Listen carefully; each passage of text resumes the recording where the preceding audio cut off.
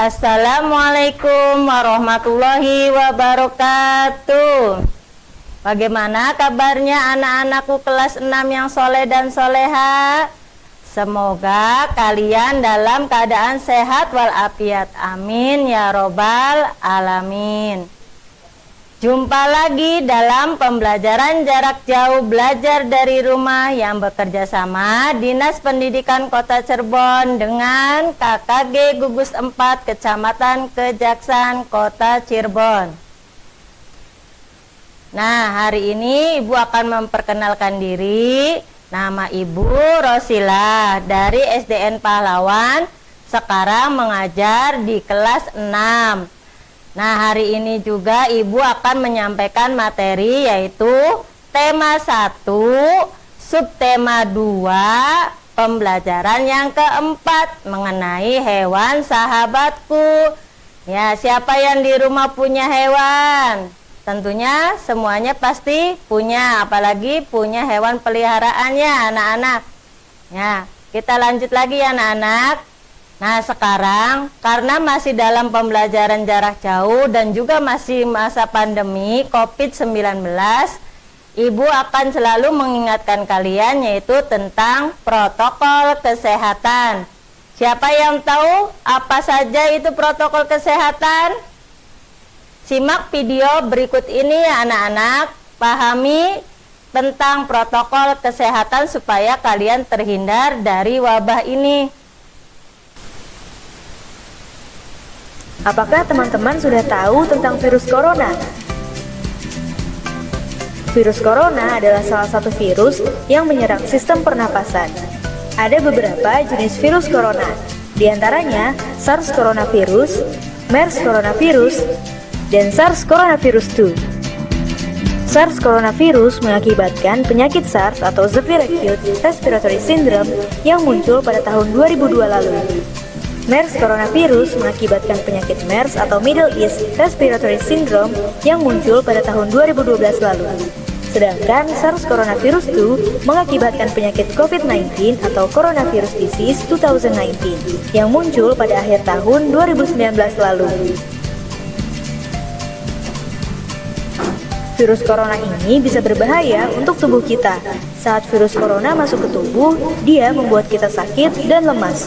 Kita jadi demam, bersin, batuk, dan tak jarang juga jadi sesak napas. Saat kita batuk, percikan ludah akan keluar dari mulut. Begitu juga saat bersin, mungkin lendir juga bisa keluar dari hidung. Percikan ludah atau lendir itu bisa mengandung virus corona dan bisa menempel di berbagai tempat. Mulai dari menempel di mainan, menempel di buku, jatuh ke meja, dan lain-lain. Kalau orang lain memegang benda-benda itu, virus corona bisa menempel di tangan mereka. Nah, kalau mereka memegang hidung atau mulut dengan tangan yang terkontaminasi itu, virus corona akan dengan mudah masuk ke dalam tubuh mereka. Virus corona akan menuju ke paru-paru dan membuat mereka akhirnya jadi ikut sakit. Lalu, apa yang harus kita lakukan supaya virus corona tidak menyebar ya? Pertama, rajin mencuci tangan dengan sabun dan air yang mengalir. Sabun bisa membunuh virus corona dan virus lainnya di tangan kita, lalu ikut jatuh terbawa air yang mengalir. Kedua, batuk dan bersin dengan cara yang tepat. Tutup hidung dan mulut dengan siku dalam. Hindari menutup hidung dan mulut dengan telapak tangan, karena bisa membuat virus jadi menempel di telapak tangan. Ketiga, pakai masker. Virus corona yang melesat ke arah kita tidak akan bisa masuk kalau kita menutup hidung dan mulut dengan masker. Keempat, tetap berada di rumah dan lakukan kegiatan dari rumah. Kalau kita melakukan keempat hal tadi, virus corona pasti tidak akan menyebar luas dan mereka akan hilang dengan sendirinya. Kalau virus corona sudah hilang, kita bisa bermain di luar rumah dan bertemu dengan teman-teman lagi deh. Nah, anak-anakku, ada juga ini protokol kesehatan yaitu tentang 5M. Siapa yang tahu apa itu 5M? Nah, yang pertama yaitu mencuci tangan di tempat air yang mengalir. Kedua, menggunakan masker supaya kalian terhindar dari flu ataupun batuk-batuk dari teman kalian. Nah, yang ketiga yaitu menjaga jarak antara 1 meter sampai 2 meter. Nah, yang keempat yaitu menghindari kerumunan. Kalian jangan suka berkumpul-kumpul walaupun itu dengan saudara sendiri. Takutnya kalian tertular, apalagi dengan orang yang tidak dikenal. Nah, yang kelima yaitu mobilitas umum. Kalian kalau tidak ada keperluan yang sangat mendesak, tidak usah keluar rumah. Ya, jadi sewaktu-waktu saja kalau kalian ada keperluan yang sangat penting. Anak-anakku, apakah masih semangat hari ini? Semoga kalian masih tetap semangat ya. Nah, sekarang kalian harus punya persiapan sebelum belajar itu. Apa saja persiapan sebelum belajar? Siapa yang sudah disiapkan? Nih, Ibu contohkan. Yang pertama ada buku tema 1. Kalian sudah dapatkan bukunya? Yang kedua yaitu alat-alat tulis seperti pulpen, ballpoint, penghapus, penguruk dan sebagainya ya. Nah, yang ketiga yang terutama adalah buku tulis untuk mengerjakan soal atau latihan-latihannya. Apakah kalian sudah siap? Wah, hebat, tentu itu ada yang sudah siap, berarti sudah siap mau belajar. Ya, alangkah baiknya kita sebelum belajar berdoa terlebih dahulu. Doa sebelum belajar. Bismillahirrahmanirrahim. Raditu billahi robba wa bil islami dina wa bi muhammadin nabiyya wa rasula rabbi sidni ilma warzuqni fahma. Artinya, aku rela Allah sebagai Tuhanku dan Islam sebagai agamaku dan Nabi Muhammad sebagai Nabi dan Rasulku. Ya Allah, tambahkanlah kepadaku ilmu dan berkahilah kami rezeki untuk dapat pemahaman. Ya amin ya robbal alamin. Mudah-mudahan kalian hari ini dapat mengikuti belajar dengan baik ya anak-anakku. Nah, kita lanjut lagi, yaitu untuk tujuan pembelajaran kali ini adalah yang pertama, dari membaca teks bacaan siswa mampu menemukan contoh-contoh penerapan sila keempat Pancasila dalam kehidupan sehari-hari. Yang kedua, setelah mendengarkan teks laporan yang dibacakan oleh guru, siswa mampu menemukan ide pokok yang benar. Yang ketiga, dari teks yang dibacakan siswa mampu membuat kesimpulannya. Ya, itu tujuan pembelajaran kali ini. Kalian harus pahami materinya ya, anak-anakku. Siapa yang tahu ini gambar apa? Iya, hebat, ada yang sudah menjawab, yaitu gambar Garuda Pancasila. Nah, di dalam gambar Garuda Pancasila ada simbol-simbolnya. Dari yang pertama sampai yang kelima. Yang pertama yaitu bintang. Kedua, mata rantai. Yang ketiga, pohon beringin. Yang keempat, kepala banteng. Yang kelima adalah padi dan kapas. Tapi yang Ibu bahas sekarang adalah bunyi Pancasila. Siapa yang sudah hafal atau ingat tentang bunyi Pancasila? Nah, kalian ikutin ya. Pancasila. 1. Ketuhanan yang Maha Esa. 2. Kemanusiaan yang adil dan beradab. 3. Persatuan Indonesia. 4. Kerakyatan yang dipimpin oleh hikmat kebijaksanaan dalam permusyawaratan atau perwakilan. 5. Keadilan sosial bagi seluruh rakyat Indonesia. Kalian masih hafal atau sudah hafal hari ini tentang Pancasila? Mudah-mudahan kalian selalu mengingat bunyi Pancasila. Nah, selanjutnya anak-anakku kelas 6 yang hebat, tentu dari simbol yang tadi, sila kelima Pancasila itu, Ibu akan mengambil salah satunya, yaitu sila yang keempat, yaitu kerakyatan yang dipimpin oleh hikmat kebijaksanaan dalam permusyawaratan atau perwakilan. Apakah anak-anakku masih tetap semangat hari ini untuk belajar dari rumah? Semoga kalian masih tetap semangat ya, apalagi didampingi oleh orang tua kalian di rumah. Nah, kita lanjut lagi, yaitu penerapan sila keempat dalam kehidupan sehari-hari. Di sini ada dua gambar. Siapa yang tahu ini gambar apakah? Iya, ada yang sudah menjawab. Alhamdulillah, pada pintar ya anak-anakku kelas 6. Di sini ada gambar di desa sedang pemilihan kuwu. Ada juga di sebelahnya, yaitu gambar kedua, ada sebuah keluarga yang sedang berbincang-bincang. Nah, dari gambar kedua ini kita simpulkan bahwa merupakan salah satu contoh penerapan sila keempat Pancasila, yaitu tentang musyawarah. Siapa yang tahu tentang musyawarah? Ya, tentunya kalian sudah kelas 6 pasti sudah tahu ataupun pernah mendengar. Ya, apa yang dimaksud dengan musyawarah itu? Musyawarah adalah pembahasan suatu masalah untuk mencapai sebuah keputusan atau kata mufakat. Pernahkah kalian melihat atau melakukan kegiatan musyawarah?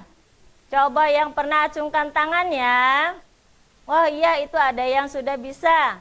Nah, di sini contoh kegiatan musyawarah yang pernah kalian temukan kira-kira apa ya? Baik di rumah, di sekolah maupun di masyarakat. Kita lanjutkan ya. Nah, ini contoh kegiatan musyawarahnya. Kira-kira di mana? Ayo, anak-anakku yang hebat. Nah, ini karena menggunakan seragam, tentunya di lingkungan sekolah atau dalam kelas. Sedang apakah ini gambarnya?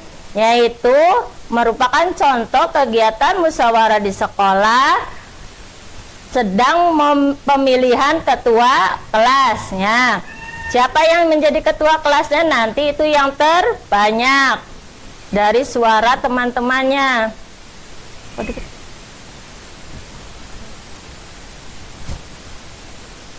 Gambar yang berikutnya yaitu ada di lingkungan rumah, yaitu di keluarga. Ya, ini juga merupakan contoh kegiatan musyawarah yang ada di dalam keluarga sedang membahas mengenai tugas anggota keluarga. Misalnya ada rencana berlibur, ataupun piknik, ataupun tugas di rumah, membersihkan rumah atau yang lainnya, kita diskusikan secara bersama dengan orang tua, dengan adik, dengan kakak, ya anak-anakku, supaya tidak ada kecurangan ya, supaya adil tugasnya. Nah, gambar berikutnya ada dua gambar, itu sama-sama di lingkungan masyarakat. Nah, kegiatan ini merupakan contoh musyawarah di lingkungan masyarakat yang biasanya membicarakan kegiatan-kegiatan di lingkungan tentang pemilihan kepala desa atau Pak Kuwu ya. Nah, anak-anakku yang hebat, apakah kalian masih tetap semangat? Ya, tentunya kalian harus tetap semangat dong, jangan sampai kendor, nanti tubuh kita akan ya mengalami ya kekurangan atau tidak sehat ya. Nah, sekarang kita lanjut kembali tentang bacalah dan pahami cerita di bawah ini. Nah, kalian pahami dari cerita di bawah ini, nanti kalian tentukan ide pokoknya ya. Sekarang Ibu akan bacakan terlebih dahulu, yaitu bunglon. Bunglon adalah hewan reptil sejenis kadal kecil yang biasa hidup di pohon. Tampilannya mirip hewan purba. Bunglon jantan biasanya mempunyai tanduk, sirip, dan gelambir leher. Itu untuk paragraf pertama. Sekarang paragraf yang kedua. Bunglon memiliki kemampuan untuk mengubah warna kulitnya. Bunglon tidak bisa berubah kulit ke semua warna, hanya ke warna-warna tertentu saja. Nah, dari dua cerita tersebut, apakah kalian sudah menemukan ide pokoknya? Siapa yang sudah bisa? Ayo kita jawab bersama-sama. Nah, ini jawabannya. Pokok pada paragraf pertama yaitu bunglon adalah hewan reptil sejenis kadal kecil yang biasa hidup di pohon. Kemudian pada ide pokok paragraf kedua yaitu bunglon memiliki kemampuan untuk mengubah warna kulitnya. Nah, siapa yang tahu apa itu ide pokok? Ya, betul, sudah ada yang bisa menjawab, yaitu pengertian ide pokok. Ide pokok adalah masalah utama yang dibahas dalam suatu paragraf yang disajikan ke dalam bentuk kalimat utama. Kalimat utama yang memuat ide pokok ini berasal dari bisa berada di awal paragraf, di tengah paragraf, dan di akhir paragraf. Nih, Ibu punya cerita, sebuah cerita tentang Edo. Siapa yang pernah membaca cerita? Nah, dengarkan ya anak-anak cerita berikut ini. Pak Rudi mengajak Edo ke kandang kelinci miliknya. Kandangnya sangat luas, kelincinya banyak sekali. Pak Rudi dan Edo memberi makan kelinci. Mereka memberikan wortel. Kelinci sangat suka makan wortel. Semua kelinci berkumpul mendekat pada Edo. Edo senang sekali. Edo tertawa kegirangan melihat tingkah laku lucu kelinci-kelinci di kandang kelinci milik Pak Rudi. Semakin lama diamati, tingkah lucu kelinci semakin menggemaskan. Edo pun ikut berlarian mengejar kelinci. Sesekali Edo menirukan gerakan lucu kelinci, yaitu melompat, berlari, dan berdiri dengan dua kaki. Ya, siapa yang suka mendengarkan cerita? Pasti tadi sudah mendengarkan dengan baik ya anak-anak, dan juga senang ya. Nah, dari cerita Edo tadi tentang hewan kelinci. Nah, kelinci bisa jadi hewan peliharaan kalian di rumah. Selain kucing dan yang lainnya, kelinci juga bisa menjadi hewan peliharaan. Nah, dari cerita yang tadi kita dapat menentukan apa saja ide pokok dari setiap paragrafnya. Siapa yang sudah tahu dan menemukan ide pokoknya? Nah, nanti kita bahas bersama-sama ya. Nah, ini ide pokok dari cerita Edo tadi yang sudah dibacakan oleh Ibu. Kita samakan ya jawabannya. Kira-kira paragraf pertama sampai keempat apa saja isinya? Ya, paragraf yang pertama yaitu Pak Rudi mengajak Edo ke kandang kelinci miliknya. Ya, sudah betul kalian? Betul ya anak-anak? Kedua, paragraf kedua yaitu kelinci sangat suka makan wortel. Siapa yang di rumah suka makan wortel? Tentunya kalian harus suka ya dengan makan sayur-sayuran biar sehat badannya ya. Paragraf ketiga, Edo senang sekali melihat tingkah kelinci. Nah, paragraf keempat, Edo menirukan gerakan lucu kelinci, melompat, berlari, dan berdiri dengan dua kaki. Dari keempat ide pokok tadi kita dapat menyimpulkan laporan kunjungannya, yaitu bahwa kelinci itu hewan yang sangat lucu dan suka makan wortel. Yaitu dia juga gerakannya sangat lincah. Ya, seperti melompat, berlari, dan berdiri dengan dua kaki. Tentunya kalian bisa menirukan gerakannya ya. Apakah kalian sudah paham tentang ide pokok? Tentu kalian harus sudah paham ya. Nah, dari pembelajaran yang tadi sudah disampaikan oleh Ibu, kita dapat menyimpulkan materinya. Apa saja sih kesimpulannya? Yang pertama, menemukan contoh-contoh penerapan sila keempat Pancasila dalam kehidupan sehari-hari. Kalian bisa menemukan contoh-contoh di rumah ya anak-anak.